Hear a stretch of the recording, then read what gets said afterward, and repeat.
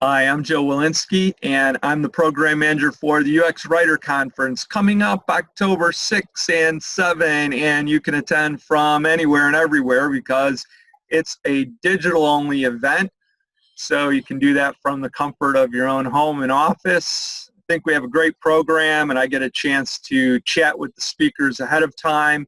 And so right now I am speaking with Pat D'Ambrosio. Hello, Pat. How are you? I'm great, Joe. How are you today? Everything's going well, and I'm at my home office in Vashon Island near Seattle. Where are you talking to us from? Oh, that sounds great. I'm up here north of Boston. I'm in Andover, Massachusetts, home to Phillips Academy. Well, it's great to have you as part of the program and to have a few minutes to chat with you. So why don't you start by talking a little bit about your background and the type of work that you're involved in? Oh, sure. So my background was I came into UX writing through technical writing. Um, and I started off at Telegram, which was text analytics. We were later acquired by SAS, which is the largest privately owned software company in the world. And I had the great fortune at SAS to work sometimes directly with the CEO. We were hot in unit. And also I sat right in the middle of the developers and QA. So I became sort of the customer experience person or whatever. Joe, I was always advocating for the customer, and then they would come to me sometimes and say, take a look at this from the customer side. And because we had Chinese developers, I quickly became involved in the UI strings and headings and text, etc. So that's where I really began. And of course, that was before we had even coined the term UX writer. And then I went on to be an Insight, and my career really took off when I was at Pearson. There I was able to do user testing. I led some innovative testing on dyslexia, which is the inability of some people to read as fast and to retain as much information when they're reading as other folks. I also got to work with some awesome people in the areas of usability and accessibility, voice, tone, personality, branding, marketing, to bring that all together with my technical expertise, deep diving into the product in order to create some really exciting UI text, and also to look at app queues, which is a new and forthcoming product that plugs into user interfaces to guide folks through their journey or whatever. Well, yeah, that sounds like you've had a interesting background. I work a lot in the accessibility area, and I enjoy that. And I know it's going to be part of your presentation, and we'll talk about that in a few minutes. But are there any other things going on in your life that you're passionate about, either in work or outside of that? Yes. Well, every day I try to get out and take a hike at the local state forest. It's been a great summer. It's been hot and dry here, so it's been a great summer for hiking. We also try to get to the pond, and I love the beach. I love the rocky coastlines up here in Massachusetts and Maine.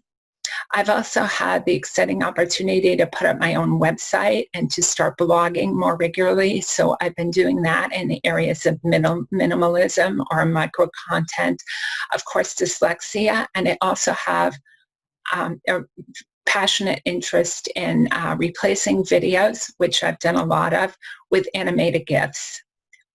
So it's been kind of an exciting summer for me. And what's the name of your blog?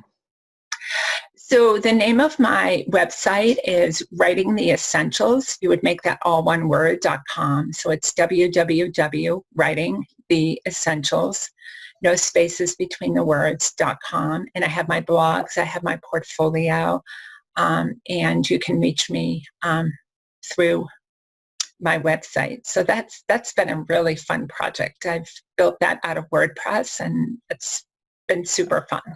Oh, WordPress is a great platform for doing that. I know I use that myself. For my students at the University of Washington, I'm always encouraging them is that a good place to get started writing so that they can quickly be able to publish without worrying about the publishing parts of it. And I know how hard it is to do a regular blog. I think I've mentioned before that I don't have any data about it, but I bet that 95% of all the blogs that have been created have ended after the second post because people realize how hard it is to keep coming up with interesting ideas. It is. It's a challenge, but it's also really fun. I have a forthcoming one. I'm trying to decide where to publish this one, and it's on machines. Will they take over the writing for us? And there's some really, of course, coming out of text analytics, it's exciting for me to see the twists and turns that AI has taken over the years, and I never expected as a writer that we might see machines being able to write almost as well as we do. So I'm really excited to get that off the ground. It's in its final proofreading stages here, but I will be getting that out soon. I look forward to reading that, and we can talk a little bit about the presentation you're going to do at the conference. The title is Write to Reach Struggling Readers. So tell us a little bit about how you came around to that topic. Oh, sure. I'd be happy to do that, Joe.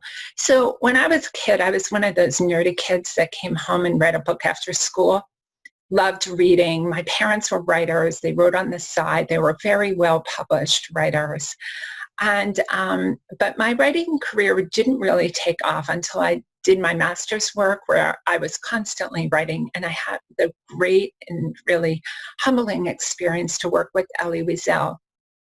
And his passion for the least fortunate among us, coupled with his desire to see papers that were very minimalistic written, really challenged me and took my writing in new areas.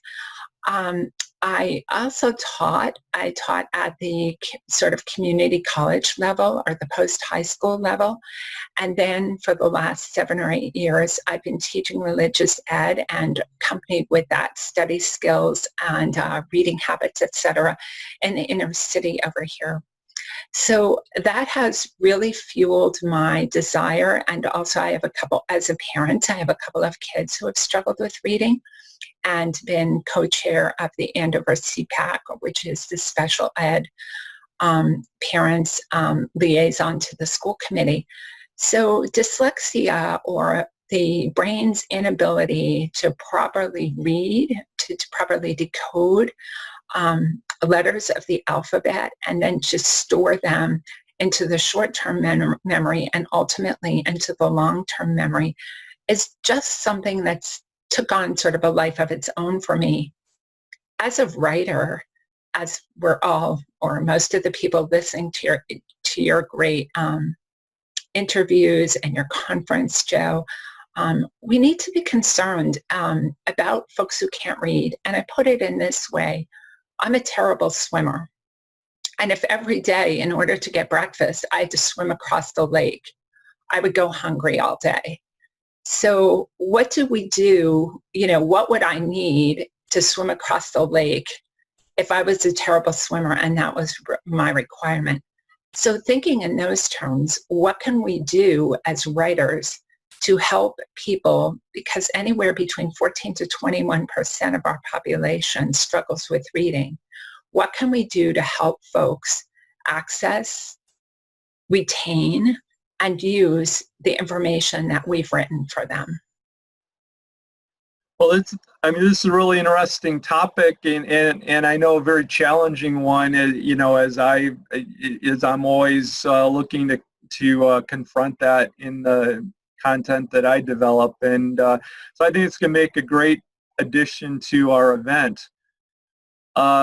Thanks for taking a few minutes here to tell us a little bit about yourself and a preview of your session, and we'll see you online in October at the conference.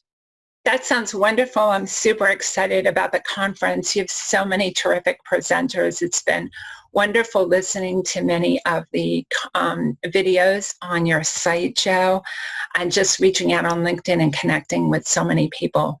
It's been really a great service that you're doing for all of us. So thank you very much.